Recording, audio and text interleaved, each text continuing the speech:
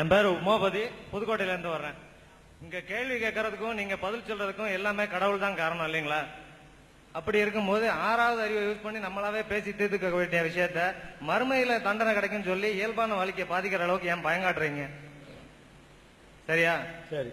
இங்கே தண்டனை கிடைக்குது. சும்மா உட்காந்துருக்கவனுக்கு சுகர் வியாதி வந்துருது, பின்னால கோவப்படுறவனுக்கு பிபி வந்துருது. இந்த மாதிரி ஒவ்வொரு வியாதியும் இங்கே கிடைச்சிருது.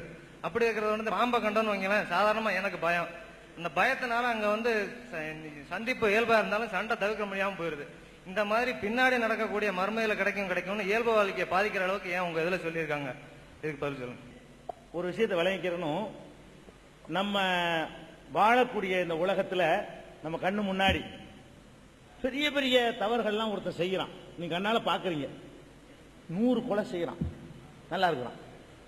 கலப்படம் பண்றான். கலப்படம் தான் தொழில். எத்தனை பேருடைய உசுர காவு கொடுத்திருப்பான்.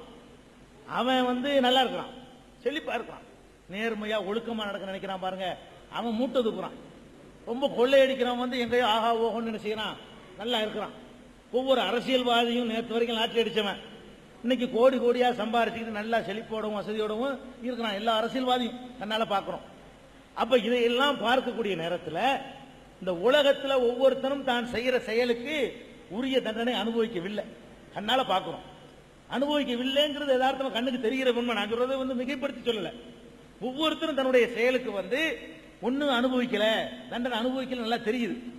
அப்படி தெரியக்கூடிய நேரத்தில் அப்ப அவன் வந்து நம்ம மனசாட்சி சொல்லுது, இவனை யாராச்சும் தண்டிக்க மாட்டாங்களா, இவனை யாராச்சும் கேட்க மாட்டாங்களா, இவன் 50 பேரை கொலை செஞ்சிருக்கிறானே, இவனுக்கு தூக்கு தண்டனை கொடுத்தா கூட ஒரு தடவை தான் கொடுக்க முடியும். 50 பேரை கொலை செஞ்சவனுக்கு 50 பேரை கொலை செய்ய முடியாது. அப்ப இவன் செஞ்ச பாவத்திற்கு தகுந்த ஒரு தண்டனையை கொடுக்கணும்னு சொன்னா அதுக்கு ஒரு ஜட்ஜ்மெண்ட் தேவை, அதுக்கு ஒரு நியாய தீர்ப்பு தேவைன்னு ஒவ்வொருத்தனுடைய அடிமனசு சொல்லுது. பாருங்க, அதைத்தான் இஸ்லாம் சொல்லுது. என்ன நடப்பதை பார்க்கிறோம், ஒவ்வொருத்தனுடைய ஆள் மனசு என்ன சொல்லுதுன்னு கேட்டா இதுக்கு ஒரு ஜட்ஜ்மெண்ட் கிடைக்கல. உலகத்துல கெட்டவன்லாம் நல்லா இருக்கான் 90%, நல்லவன்லாம் கஷ்டப்படுறான் 90%. 10 விதிவிலக்கு இருக்கலாம். 10 நல்லவன் நல்லா இருக்கலாம், 10 கெட்டவன் தண்டனை அனுபவிக்கலாம். பெரும்பாலும் எடுத்துக்கிட்டீங்கன்னா 90% கெட்டவன் நல்லா இருக்கிறான், 90% நல்லவன் மோசமா இருக்கலாம். உலகத்துல செல்வத்துல, செல்வாக்குல, அந்தஸ்துல, புகழ்ல அதெல்லாம் இருக்கலாம். அப்ப நம்ம உள் மனசு சொல்லுது பாருங்க, அதைத்தான் இஸ்லாம் பிரதிபலிக்குது.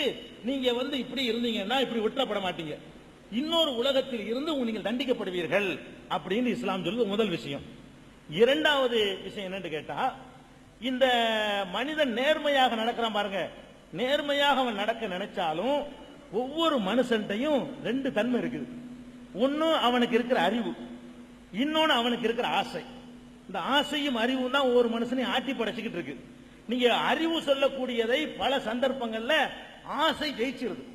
நீங்க கேளுங்க, ஒரு பீடி குடிக்கிறான்ல அவன்கிட்ட கேளுங்க, நீங்கள் பீடி குடித்தால் உங்களுக்கு எவ்வளவு சக்தி கூடும்னு கேளுங்களேன். அதெல்லாம் கூடாத அப்படியுமா, கூடாதுன்னு அறிவு சொல்லுதுல, ஏண்டா குடிக்கிற, ஆசை சொல்லுது, ஆசை குடிக்க சொல்லுது, அறிவு சொல்லுது வேணான்னு சொல்லி. அறிவு சொன்னவன நம்ம கேட்கிறோமா? கேட்க மாட்டேங்கிறோம். தண்ணி அடிக்கிறான், அது எவ்வளவு நன்மைன்னு கேளுங்களேன். ஒண்ணும் இல்ல, அவுத்து போட்டு சாக்கடையில் கொண்டு கிடக்கிறான். டீசெண்டா வெள்ளைக்கிழமை வெளியே போவான், தண்ணி அடிச்சுட்டு பாத்தீங்கன்னா ஜட்டியோட கிடப்பாங்க, ரோட்ல கிடந்துட்டு புலம்பிக்கிட்டு கிடப்பான். இது ஒரு மனிதனுடைய கௌரவத்தை எவ்வளவு பாதிக்குது, கேடுன்னு தெரியுது. கேடுதாங்க. அப்ப என்ன குடிக்கிற, ஆசை. தப்புன்னு தெரிஞ்சுக்கிட்டு தப்பு செய்யறவன் அதிகமா இருக்கிறான். ஒவ்வொரு தப்பு செய்யறவனுக்கு தான் செய்வது தப்புன்னு தெரியும். சில தப்புகள் வந்து தெரியாம இருக்கலாம். 90% தப்புகளை வந்து தப்புன்னு எல்லாருடைய அறிவும் சொல்லுது, ஒத்துக்கிட்டு தான் செய்யறான். குடிக்கிறவனுக்கு குடிக்கிறது தப்புன்னு தெரியும், திருடுறவனுக்கு நம்ம சொத்து இல்ல இது அடுத்தவன் சொத்து அநியாயமா நம்ம எடுக்கிறோம் தெரியும், கற்பழிக்கிறவனுக்கு இது அநியாயம்னு தெரியும், கொள்ளையடிக்கிறவனுக்கு இது அநியாயம்னு தெரியும், லஞ்சம் வாங்குறவனுக்கு சம்பளம் வாங்கிடுறோம், அது வேலைக்கு தந்துடுறான், நம்ம மக்கள்கிட்ட வேற கேட்க கூடாது, இது அநியாயம் தெரியும். அப்ப எல்லாருமே தெரிஞ்சுக்கிட்டு தான் தப்பு செய்யறான். அப்ப இந்த ஆசைக்கு ஒரு கடிவாளம் போட்டால் மாத்திரம்தான் மனுஷன் சரியா இருக்கிறேங்கிறான். நீங்க விளங்கிக்கணும், ஆசைக்கு கடிவாளம் போட்டா தான் அவன் சரியா இருப்பான். அது என்ன கடிவாளம், எந்த மாதிரியான கடிவாளத்தை போடுறது? அரசாங்கம்ங்கிற கடிவாளத்தை போட முடியுமா? டேய் நீ ஒழுங்கா நடக்காட்டி அரசாங்கம் உன்னை தண்டிக்கும், அதை போடான்றான். ஏன்? அரசாங்கங்கிறது ஒரு மனுஷன் நடத்தினான், அவனுக்கு என்ன தெரியும், அவனை ஏமாற்ற முடியும். லஞ்சம் கூட தப்பிச்சுக்கிறவன், நான் கலப்படம் பண்ணுவேன், அதை சோதிக்கிறதுக்கு அதிகாரி வருவாரு, அவருக்கு ஒரு பங்கு கொடுப்போம் வருவார். என்ன எவன் என்ன பண்ண முடியும் அப்படின்னு நினைக்கிறான். அட நீதிபதிக்கு காசு கொடுத்து வாங்குறாங்க, நீதிபதி காசு கொடுத்து அவனை விலைக்கு வாங்க முடியும் இன்னைக்கு. அப்படிப்பட்ட நாடு இது. இந்த நாடு இந்த உலகம் அப்படிப்பட்ட உலகம் இது. அப்ப அந்த நேரத்தில் ஆசைப்படுறதையெல்லாம் செய்பவனாகவும் அறிவு சொல்ற தீர்ப்புகள் எல்லாம் மறுக்கிறவனாகவும் மனுஷன் வாழ்ந்துகிட்டு இருக்கிறான். அப்ப அவனுக்கு மேல இருந்து ஒரு ஆதிக்கம் செலுத்தக்கூடிய ஒரு பவர் இருப்பதாக அவன் நம்புவது அவனுக்கே கூட நல்லது. நீ விளங்கிக்கணும். சும்மாவே வெறுமை என் அறிவுக்கு பொருந்தவில்லை, அந்த உலகத்தை பார்க்கலன்னு சொல்லக்கூடாது. இப்படி நம்புறதுனால் உலகத்துக்கு நன்மையா கேடா. இப்ப நான் இருக்கிறேன், திருட போறேன், கடவுள் பார்த்துட்டு இருக்காரு. இன்னைக்கு இல்லாட்டும் நாளைக்கு என்னை போட்டு உதப்பாரு, நான் திருட மாட்டேன். வரதட்சணை வாங்க போறேன், 50,000 ரூபாய், 1 லட்சம், சும்மா இல்ல காரு பங்களா, 50 கிலோ நகை, 5 கிலோ நகை கிடைக்குது. அப்ப நான் அதை விடுவேனா? விட மாட்டேன். ஆனா நான் என்ன செய்யறேன்? கடவுளை நம்புறேன். கடவுள் இதை வாங்க கூடாதுன்னு சொல்லியிருக்காரு, நான் நம்புறேன். இதை வாங்கினா என்னை கடவுள் தண்டிப்பார் நான் நினைக்கிறேன். அப்படி நினைச்சு நான் வாங்காம இருந்தா உலகத்துக்கு அதனால கேடா நன்மையா? அப்படி ஒரு உலகம் இருப்பதாக நினைத்து இந்த உலகத்தில் என்னை திருத்திக் கொள்வதற்கு அது உதவுமையானால் அதுக்காக நீங்க ஏத்தனாவனு உங்க அறிவுக்கு பொருந்தலேண்டாகும். இப்ப நாங்க இருக்கிறோம், இன்னைக்கு முஸ்லீம் சமுதாய மக்கள் மத்தியில் நாங்க வரதட்சணைக்கு எதிராக பிரச்சாரம் பண்ணுனா திருப்பி கொடுக்கிறதுக்குன்னு ஒரு 50 பேர் முன் வந்து ஒரு நிகழ்ச்சி நடத்தி 20 வருஷத்துக்கு முந்தி வாங்கின வரதட்சணை திருப்பி கொடுத்தான். இதுக்கு என்ன காரணம்? கவர்மெண்ட் காரணமா? வேற எந்த மிரட்டலும் காரணமா? அவனுக்கு ஒரு அச்சம் ஊட்டப்பட்டுச்சு.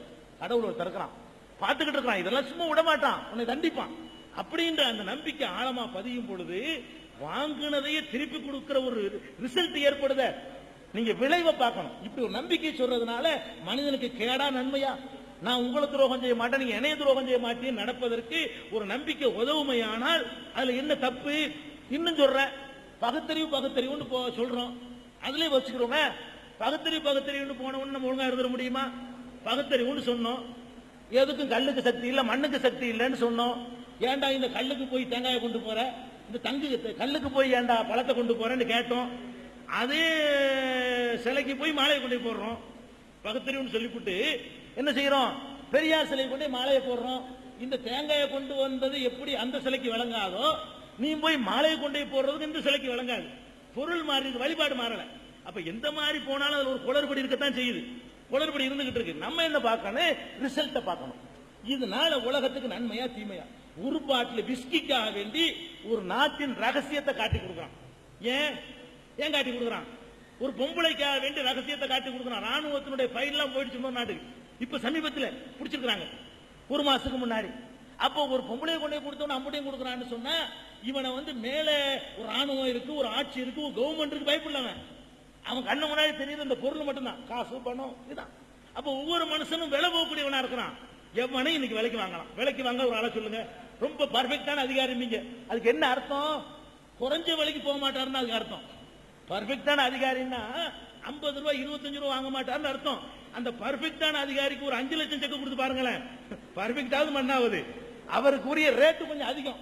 பர்ஃபெக்ட் நம்ம நாட்டில் பர்ஃபெக்ட்டுக்கு என்ன அர்த்தம் கேட்டா கொஞ்சம் அதிகமான ரேட்டுக்கு விலை போவார், அற்பமான ரேட்டுக்கு போக மாட்டார். அப்ப அவரை எல்லாம் மேலாதிக்கம் செலுத்தக்கூடிய கடவுள் இருக்கிறான், பார்த்துக்கிட்டே இருக்கிறான், கேட்டுக்கிட்டே இருக்கிறான், கண்காணிச்சுக்கிட்டே இருக்கிறான். அவனுக்கு பதில் சொல்லணும் நினைத்து நான் திருடாமல் இருந்தால் உலகத்துக்கு என்ன கேடு? அப்படி நான் நினைத்துக் கொண்டு நான் விபச்சாரம் பண்ணாமல் இருந்தால் உலகத்துக்கு கேடா? அப்படி நான் நினைத்துக் கொண்டு கலப்படம் செய்யாமல் இருந்தால் உலகத்துக்கு நன்மையா கெட்டதா? அப்ப அப்படிப்பட்ட ஒரு நம்பிக்கையை நீங்க குறை சொல்லக்கூடாது. விளைவை பார்க்கணும். எந்த ஒரு பொருளுமே அதனால் ஏற்படுகிற விளைவுகளை பொறுத்து தான் எடைபடணும். ஒரு நம்பிக்கையினால நாட்டுக்கு என்ன கிடைக்குது, ஒரு நம்பிக்கையினால நாட்டுக்கு என்ன கிடைக்கல, அப்படி பாத்தீங்கன்னா இது குறை சொல்லக்கூடாது. இது நல்லதுதான், மக்களை சீர்திருத்தது.